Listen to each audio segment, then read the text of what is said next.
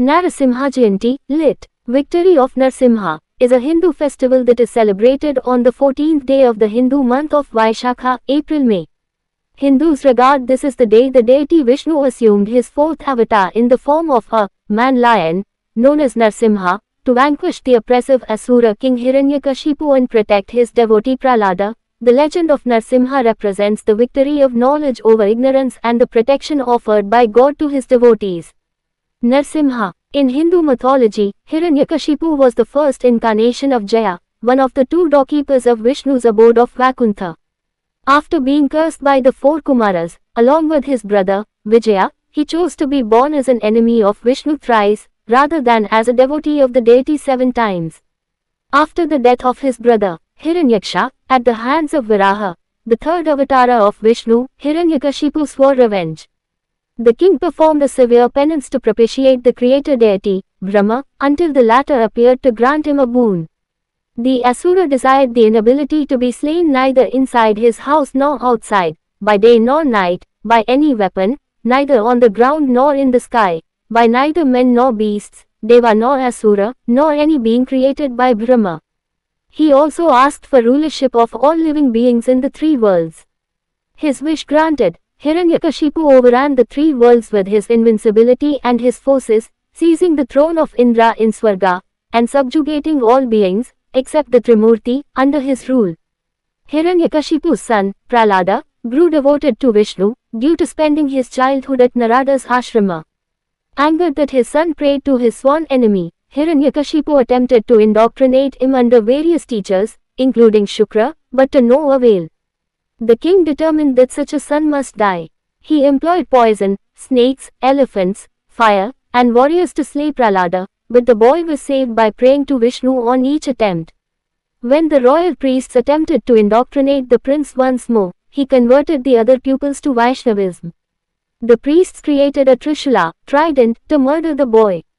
But it slew them instead, after which Prahlada restored them to life. Shambharasura and Vayu were tasked with killing him, but failed. Finally, the Asura had his son tied to nooses of snakes, and hurled into the ocean, with mountains launched to crush him. Prahlada remained unscathed. Frustrated, Hiranyakashipu demanded to know where Vishnu resided, and Prahlada responded that he was omnipresent. He asked his son if Vishnu lived in a pillar of his chamber, and the latter affirmed in response. Furious, the king smashed the pillar with his mace, whence Narsimha, part man, part lion, appeared before him.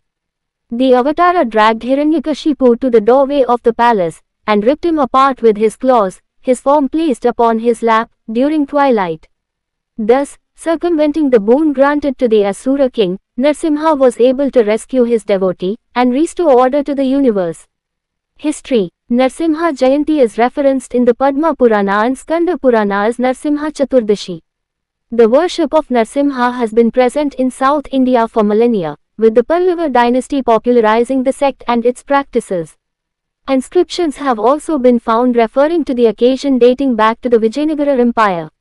Religious practices and traditions. Narsimha Jayanti is primarily observed by Vaishnavas, the adherents of Vishnu, in the South Indian states of Karnataka, Andhra Pradesh, and northern Tamil Nadu, where the veneration of Narsimha is popular. Narsimha and Lakshmi Narsimha temples throughout the aforementioned regions hold special pujas in honor of the deity during various time periods of the occasion.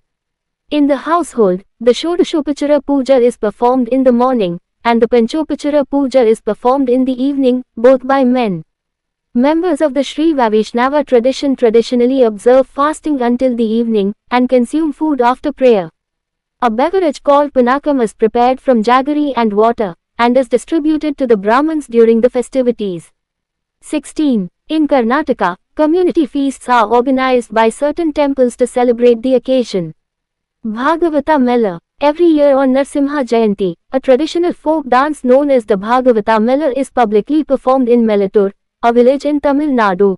The term, Bhagavata, refers to the Bhagavata Purana, a prominent Hindu text in the Vaishnava tradition, while Mela refers to traditional dancers or singers.